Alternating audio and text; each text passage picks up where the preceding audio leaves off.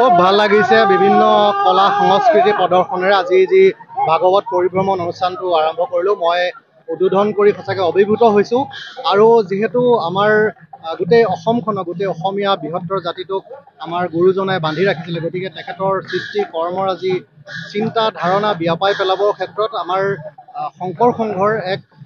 বিশিষ্ট অৰিহণা আছে তেওঁলোকৰ যথেষ্ট অৰিহণা আছে গতিকে মই ভাবোঁ তেওঁলোকে যি প্ৰচেষ্টা হাতত লৈছে এনেকৈ যাতে আমাৰ গুৰুজনাৰ নীতি আদৰ্শৰে আমি অসমীয়া জাতিটো সদায় একত্ৰিত হৈ থাকোঁ এই ভাগৱত পৰিভ্ৰমণৰ পৰা মই অসমবাসী ৰাইজলৈ ইয়াকে আহ্বান জনাইছোঁ আৰু ইয়াৰ জৰিয়তে মই আমাৰ শ্ৰদ্ধাৰ মৰমৰ শিল্পী জুবিন দালৈ শ্ৰদ্ধাঞ্জলি জ্ঞাপন কৰিলোঁ